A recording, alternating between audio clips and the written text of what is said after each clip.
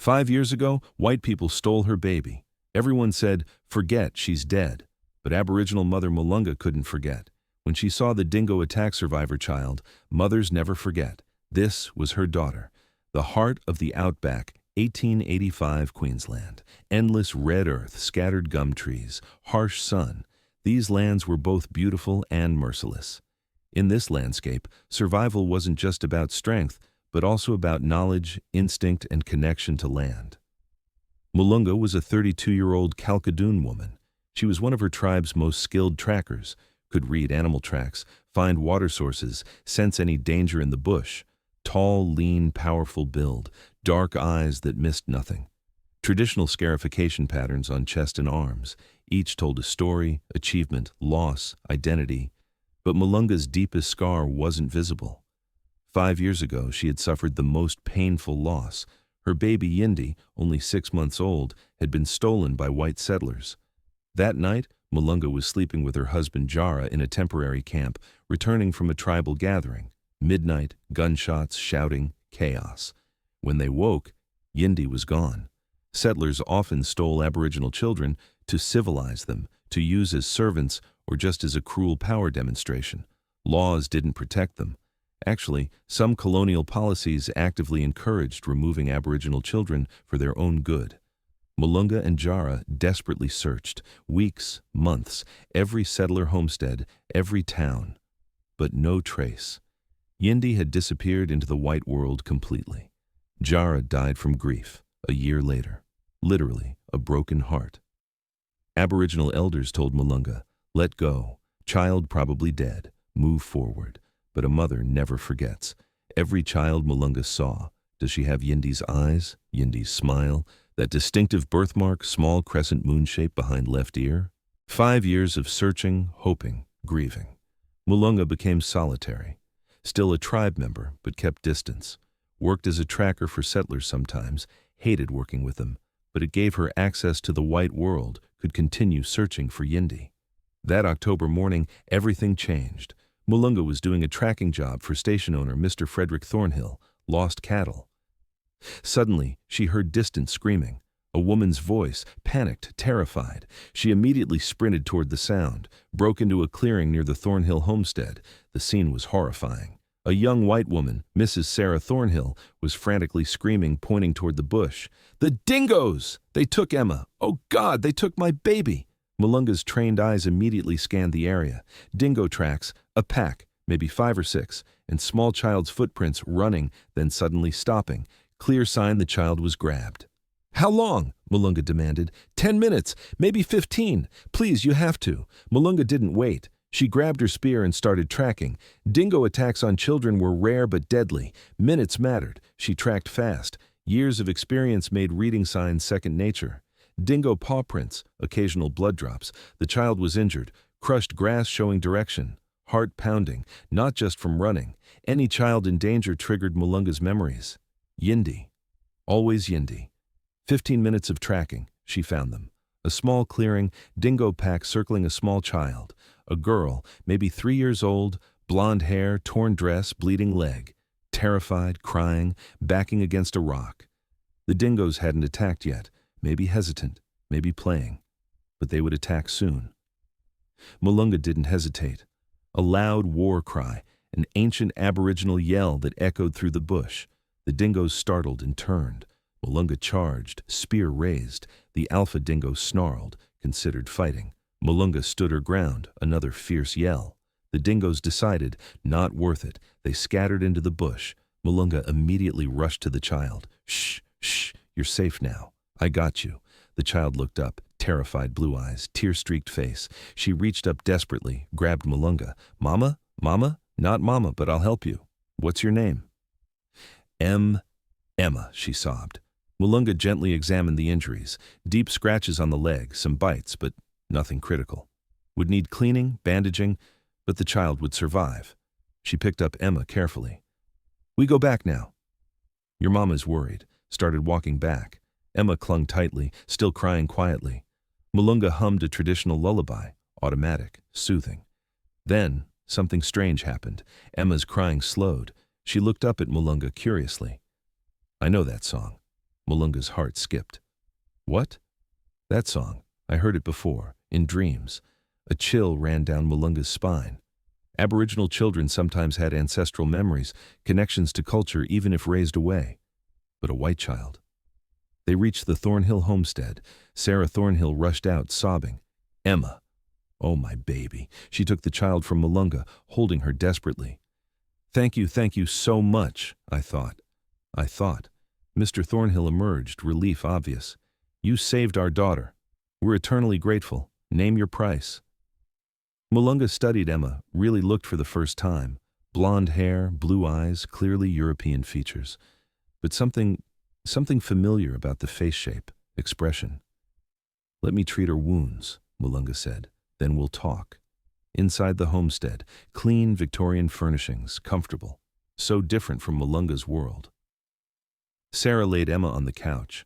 Mulunga cleaned the wounds with bush medicine, bandaged carefully. While working, she casually asked, Emma is very brave. How old? Just turned 3, Sarah replied. We've had her since she was very young. Had her? Mulunga's radar activated. Strange phrasing. I mean, raised her, Sarah corrected quickly. Too quickly. Mulunga noticed Emma's left ear. Hair was covering it, but she glimpsed something. She gently brushed the hair aside. Her breath caught. A crescent moon birthmark, behind the left ear, exactly like number, impossible. White child, blonde hair, blue eyes. Yindi had dark skin, dark hair, dark eyes. But missionaries sometimes lightened Aboriginal children, claimed sun avoidance, special treatments could make skin lighter. Insane, cruel, but they believed it. Hair could be dyed. Eyes. Mr. Thornhill, Mulunga said carefully. Where did you get Emma? Frederick's expression closed. That's a private family matter. Is she adopted? That's none of your concern. We've paid for your tracking services. You can go now. Mulunga stood slowly. Every instinct was screaming. This child, could it be? That birthmark, Mulunga pointed, behind her ear, unusual shape. Sarah's face went pale. It's just a birthmark. Many children have them. Not a crescent moon shape. Very rare. Mulunga's voice strengthened. My daughter had the exact same birthmark, exact same place. Silence. Heavy, dangerous silence. Your daughter? Frederick's voice was cold. I thought you savages didn't keep proper records of children. A mother knows her child. Always. This is absurd, Sarah said shrilly. Emma is our daughter. We have papers. Show me the papers. We don't have to show you anything. Frederick, make her leave. Frederick stepped forward threateningly. You've been paid. Leave now, or I'll have you arrested for harassment. Mulunga looked at Emma. The child looked back, something in those eyes. Recognition? Memory? Impossible to tell. I'll leave, Mulunga said quietly, but I will find the truth. Outside, Mulunga's mind raced. Every instinct said Emma was Yindi. But how to prove it? White law wouldn't believe an Aboriginal woman claiming a white man's child. She needed evidence. She needed help. She went to the Aboriginal camp and found Elder Wira. She explained the situation. This is a dangerous path, Wira warned. White people don't like accusations about stolen children, even if true. I need to know if she's Yindi. Then what? You think they'll give her back? You think the law will help an Aboriginal mother? I have to try, Wira sighed. Then you need a white ally, someone with power who can investigate. Who? Reverend Thomas Clark. He's different, speaks against child stealing, might listen. Mulunga found Reverend Clark at the mission church in town. Middle-aged, kind face, genuinely concerned expression when she explained. Mrs. Thornhill, he said thoughtfully. Yes, I know them. They did adopt a child a few years ago. I remember thinking it was odd. They claimed it was an orphan from Sydney, but there was no proper documentation. Can you investigate? I can try. But Mulunga, you must understand, even if this child is your daughter, legally, she was stolen. It's a crime. In Aboriginal eyes, yes. In colonial law, much more complicated. Will you help or not? Reverend Clark studied her. He saw desperation, determination, a mother's love that transcended everything. I'll help. But carefully. Give me a few days. Those days were torture. Mulunga watched the Thornhill homestead from a distance. She saw Emma playing in the yard, the little girl who might be her Yindi. Her heart broke and hoped simultaneously. On the third day, Reverend Clark returned. His face was grim. I found records. Frederick Thornhill's brother James lives in Brisbane. 5 years ago, James worked as what they called a child procurer for families wanting Aboriginal children. Mulunga's hands clenched. He stole children. Yes, and sold them to white families. Emma's adoption papers, forged, listed as an orphan, but the dates match when your daughter was taken. So she is Yindi. Possibly. But Mulunga, there's more. They've been treating her, trying to make her appear white, skin-bleaching compounds, hair dye, even dietary restrictions. It's barbaric. Rage like Mulunga had never felt surged. My daughter. They tortured my daughter to erase her identity. I'm so sorry. But now we have evidence. We can go to the authorities. They did. They filed a complaint with the local magistrate. The response was predictable. An Aboriginal woman claiming a white family's child, based on a birthmark and suspicion? Ridiculous. Case dismissed. But the evidence of illegal adoption, Reverend Clark protested. The Thornhill family is respected. This woman is nobody. Leave them alone. The legal route had failed. Mulunga despaired. But then, an unexpected opportunity. A fire broke out at the Thornhill homestead. An accident, a kitchen blaze. The family evacuated. Property was damaged. During the chaos, Mulunga saw Emma in the yard, alone, confused. She approached carefully. Emma, remember me? I saved you from the dingoes. Emma nodded. You sang a pretty song. I can teach you more songs. Your songs, from your people. My people?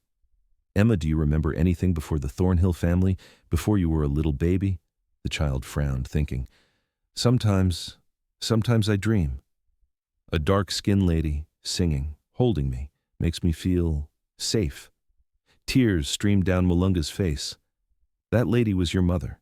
I am your mother. Your real name is Yindi. Yindi? Emma whispered. The word seemed to resonate something deep within.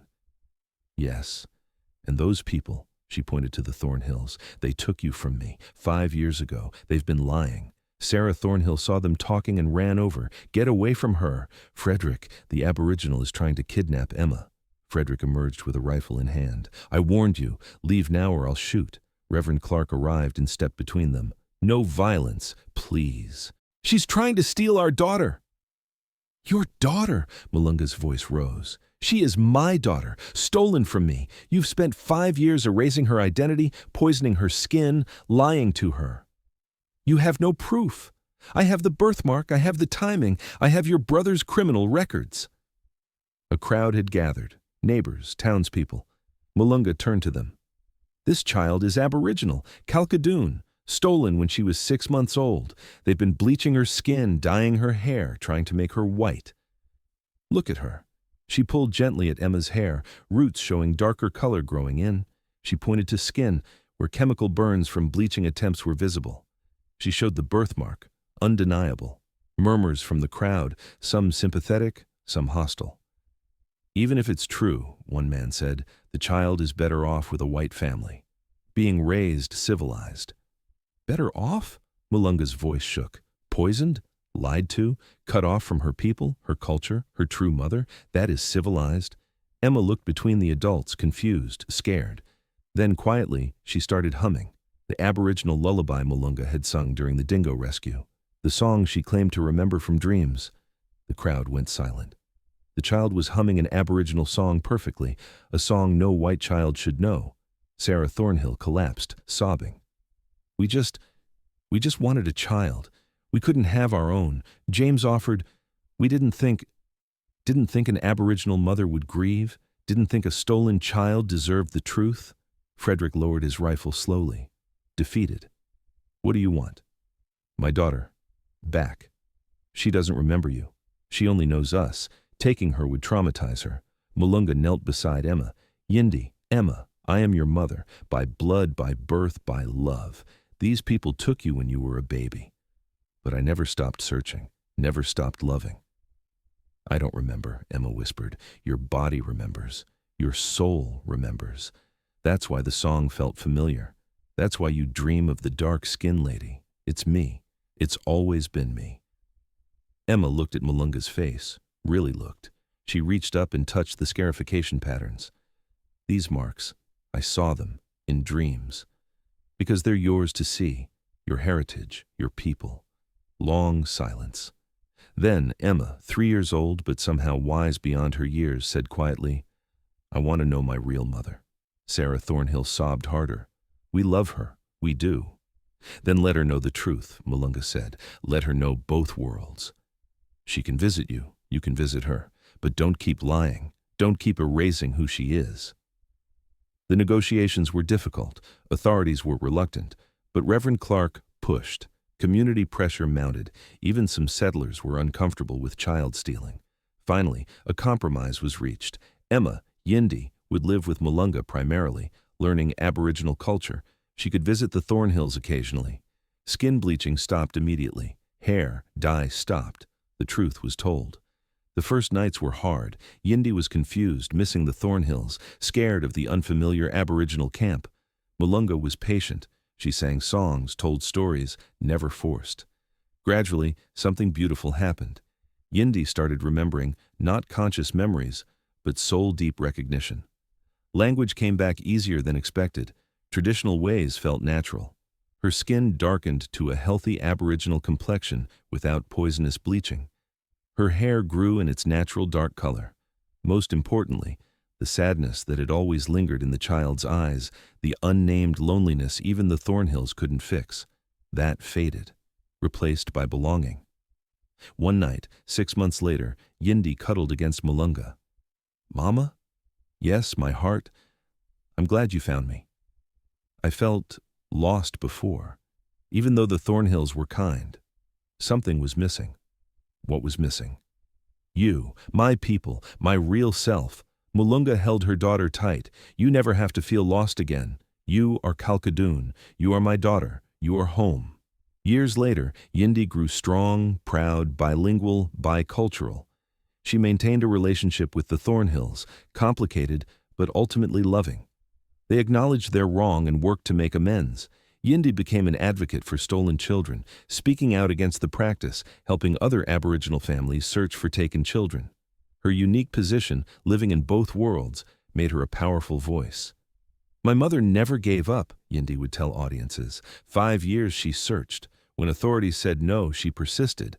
When law failed, she fought anyway. That's love. That's what Aboriginal mothers do. We don't forget. We don't stop. Our children are precious. And Mulunga, watching her daughter speak confidently, teaching a new generation, would remember that terrible day the dingoes attacked, and how saving one child led to finding her own. Dreamtime had brought them together. A mother's love had brought them home.